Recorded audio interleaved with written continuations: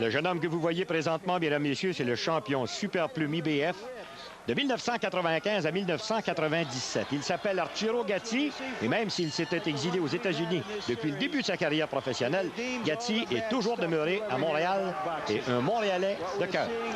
Arturo Gatti, l'un des boxeurs les plus spectaculaires de la planète, une vedette internationale de haut niveau. Contre Rodriguez, avait été tombé en enfer, avait été au tapis, pas assez près de se faire arrêter, était débordé, des difficultés avec ses yeux. Mais encore une fois, regardez-les, tel un félin, il tente de rejoindre Rodriguez, en particulier avec son crochet de la main avant pour lui faire mal et l'arrêter.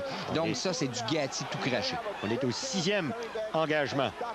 Gatti, qui a toujours eu de la difficulté à ce moment-là avec ses yeux. Regardez comment est-ce que son œil droit est enflé présentement, mais... Et Jean-Paul, tu te rappelles, ce combat avait été choisi le combat de l'année sur la scène internationale.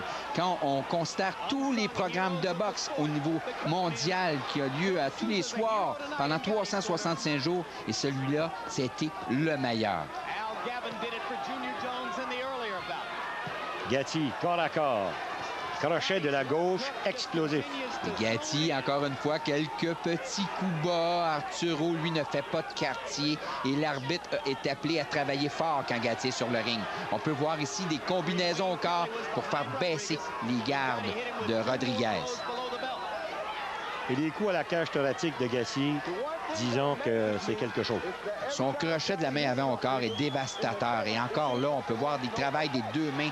Et là, Rodriguez est inquiet, ne sait plus vraiment où bloquer les coups. Et il n'est pas assez rapide pour les faire les esquiver ou même les faire dévier. Donc, il est en train de couper les jambes à Rodriguez. Et là, Gatti sent que Rodriguez est beaucoup moins vigoureux. Et quand on pense, Jean-Paul, que Gatti est venu à une seconde peut-être, à quelques coups de poing de se faire arrêter plus tôt dans le combat. C'est vrai, exactement. Et c'était en tout début de combat. Mais cette fois-ci, avec ses coups répétés, et voici... Et le crochet. Quel transfert de poids. Et là, Rodriguez, ça n'a pas pris 10, ça n'a pris un bon coup de poing, solide, avec bon transfert de poids des hanches. Et encore une fois, Gatti qui a soulevé la foule là-bas. C'est un héros. J'ai encore eu l'occasion de voir à quel point il est un héros dernièrement, quand j'ai accompagné Hercule Kivelos lors de sa victoire contre John Monard. Là-bas, au Balèze en particulier, une grande photo de lui avec son combat contre Manfredi. Et dès qu'il est arrivé pour la finale avec Kivelos, tous les gens se sont lancés sur lui pour des autographes, pour prendre des photos. Et encore une fois, Arturo, avec son sourire charmeur, a fait tout un éclat là-bas pendant le combat de Kivelos. On va faire la pause, mesdames et messieurs. Et en revenant de cette pause, on va vous présenter le combat de Gatti versus Gabriel Ruelas. 10 avril 1997. Cette fois-ci, Gatti affronte nul autre que le vétéran Gabriel Ruelas. On est au 5e engagement. Et on échange coup pour coup depuis le début du combat. On veut se faire mal, on veut s'envoyer au tapis. Et encore une fois, le combat de l'année sur la scène internationale, comme Gatti nous a habitués. Ruelas qui réussit à placer son uppercut régulièrement. Gatti qui place son crochet. On veut s'arracher la tête et les gens sont sur le bout de leur siège. Gatti est toujours prêt à lancer des bombes. Un festival d'uppercut. Regardez bien. Tiens. Et on oublie complètement, Jean-Paul, la défensive. On y va pour le spectacle. Et je suis plus fort que toi, je suis plus puissant que toi, je vais te le prouver. Gabriel Ruelas, ça c'est le frère de l'autre. Oui, Raphaël. Donc, les deux Ruelas, eux, la guerre, ils connaissent ça. Ils sont des boxeurs très, très physiques. Et Gatti, lui, ça, c'était sa renommée s'est fait à partir des combats comme ça, où il a donné de l'action continue en tout temps.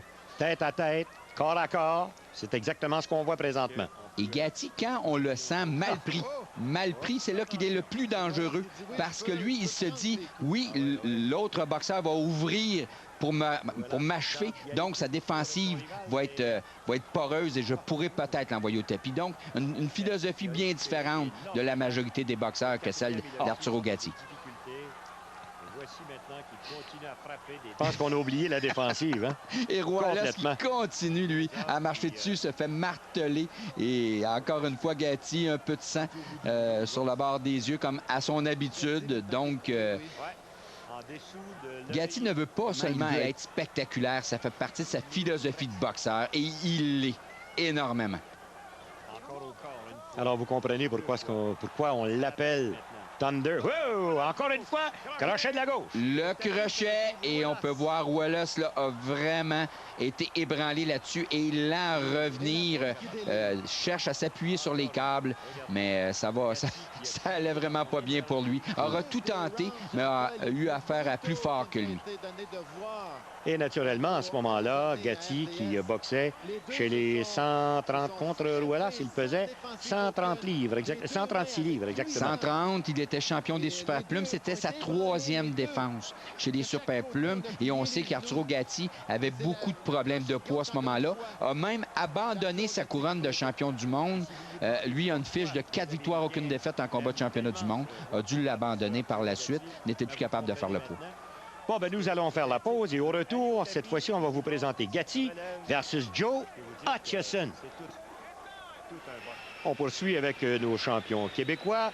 Donc, après avoir remporté des victoires par KO sur Reyes Munoz, Joey Gamache et Eric Jakubowski, voici que notre ami Arturo Gatti affronte Joe Hutchison. Arturo Gatti, son premier combat chez les professionnels à Montréal. Les gens étaient là pour l'appuyer. La colonie italienne était sur place. Mais Arturo s'est retrouvé dans un combat difficile. Joe Hutchison, invaincu, gaucher, dur à boxer. Et dès le début du combat, Jean-Paul, tu te rappelles bien, coupure aux arcades, beaucoup de difficultés. On peut voir manque de précision. Et Arturo, lui, voulait faire quelque chose de spectaculaire. Mais pour ça, il faut être deux. Et Hutchison, lui, se contentait de laisser passer l'orage, placer quelques bons coups sur la cible. Donc, ça a été un combat ardu, difficile, mais surtout courageux de la part de Gatti. Oui, parce que dans les premiers instants du combat, son œil gauche avait été amoché, coupé très sérieusement. Et même, on pouvait se demander de quelle façon il s'en était pris pour être capable de terminer ce combat-là. Parce que si vous avez regardé la blessure, c'était une méchante entaille, croyez-moi. Et Hutchison, lui, qui est arrivé avec sa fiche de 18 victoires, aucune défaite, 2 combats nuls. Donc, pour lui, était venu gâcher la fête. On a cru à un moment donné qu'il pourrait réussir, mais l'acharnement, la détermination de Gatti a fait en sorte qu'il réussissait quand même à arracher les rounds. Mais tous les rounds étaient relativement serrés. Gatti n'a pas réussi à placer vraiment le coup puissant qui aurait sorti Hutchison de ses bottines.